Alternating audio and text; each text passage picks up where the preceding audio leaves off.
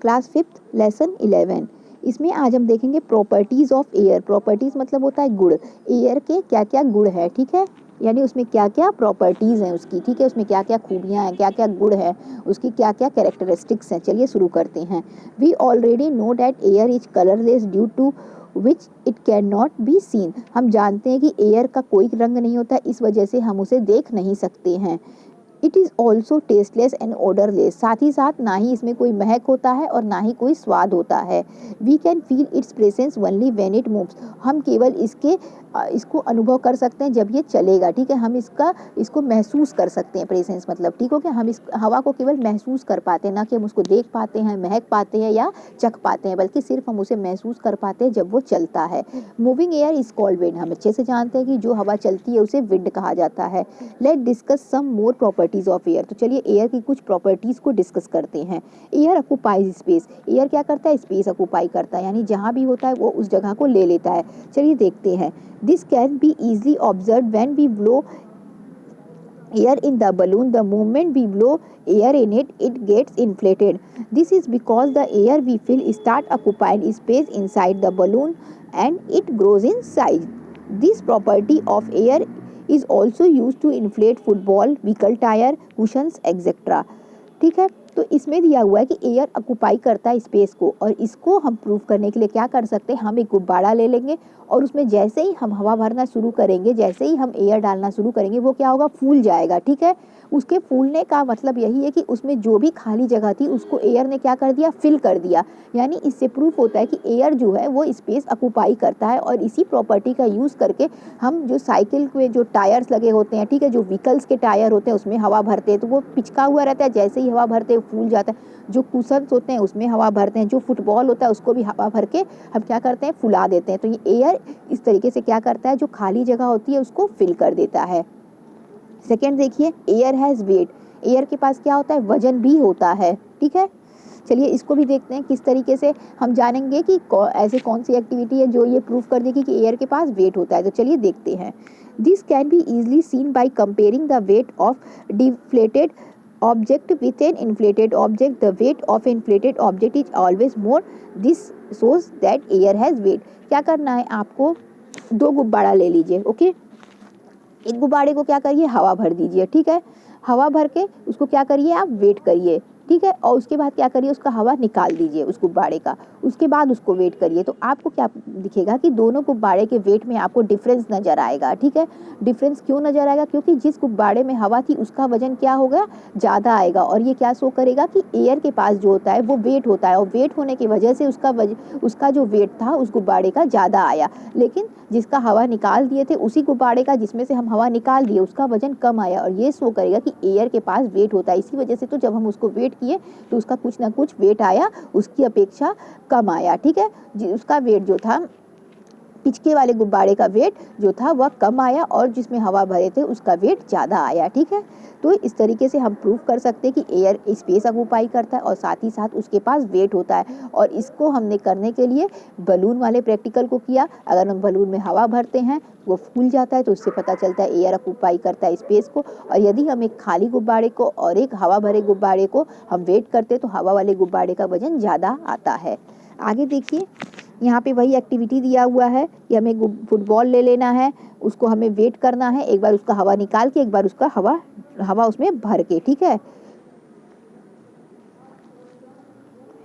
अगला प्रॉपर्टी देखिए, air exert pressure, air क्या करता है, प्रेशर भी लगाता है। We know any things that has weight exert pressure, हम ये अच्छे तरीके से जानते हैं कि जिसके पास भी वेट होगा वह प्रेशर एक्सर्ट करेगा, यानी जिसके पास भी वजन होता है वो कुछ ना कुछ प्रेशर भी लगाता है। Air also has wait and exert pressure, तो एयर के पास भी वेट है, हमने जान लिया उस एक्टिविटी से, तो एयर भी क्या करेगा, प्रेशर लगाएगा।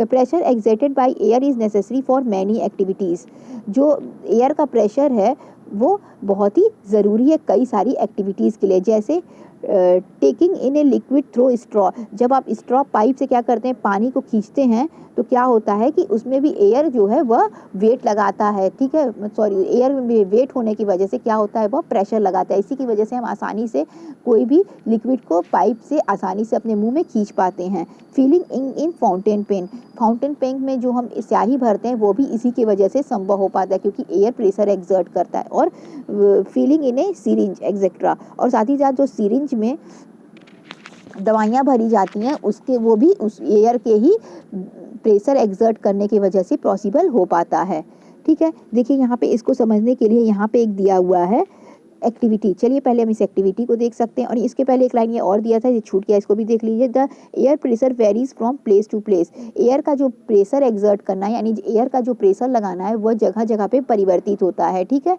जैसे हम ऊपर जाएंगे वैसे वैसे जो एयर का प्रेशर है वो क्या होते जाएगा, घटते जाएगा, ठीक है।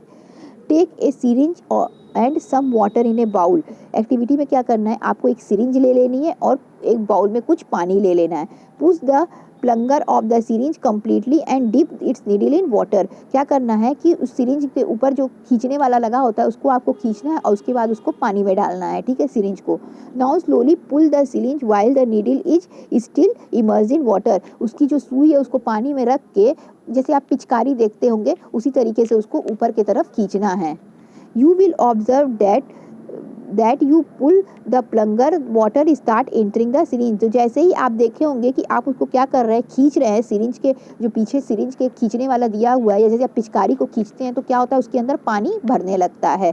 This happen because when you push the plunge the air present inside the syringe come out, क्यों होता है, क्योंकि उसके अंदर जो एयर रहता है वह बाहर की तरफ आने लगता है, ठीक है। जैसे ही उसके अंदर पानी जाता है तो उसके वो खाली जगह है तो उसमें एयर रहा होगा ना, तो वो क्या होने लगता है, एयर तुरंत जैसे ही आप उसको खींचते हैं उसमें से एयर बाहर आने लगता है। Inside the syringe came out, उस इन सिरिंज से बाहर आने लगता है, क्योंकि खाली जगह में एयर होगा, लेकिन जैसे ही उसके अंदर पानी आने लगा वो क्या हो गया कि जो उसके अंदर का एयर था वह बाहर निकल गया।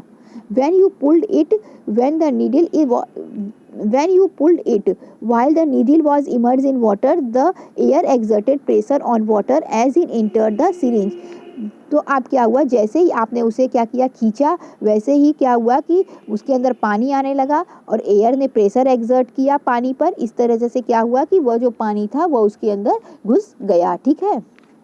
आगे देखिए, air support combustion, air consists of oxygen which support burning, this can be seen with the help of simple activities, इसको भी अब हम एक सिंपल एक्टिविटी से देख सकते हैं कि एयर जो है वो हमें जलने के लिए मदद करता है, क्योंकि एयर में ऑक्सीजन गैस पाया जाता है और ऑक्सीजन गैस है वो जलने में हमें सहायता करता है। इसके लिए क्या करना है कि हमें मोमबत्ती जला लेनी है, ठीक है, और मोमबत्ती जलाने के बाद क्या करना है, हमें उसमें एक जार ला के उसको ढक देना है। तो जैसे ही हम जार ला के उसको ढकेंगे वो मोमबत्ती क्या हो जाएगी, बुझ जाएगी। उससे क्या पता चलेगा कि एयर हमें जलने में भी मदद करता है, कोई भी चीज को जलने के लिए एयर बहुत जरूरी है।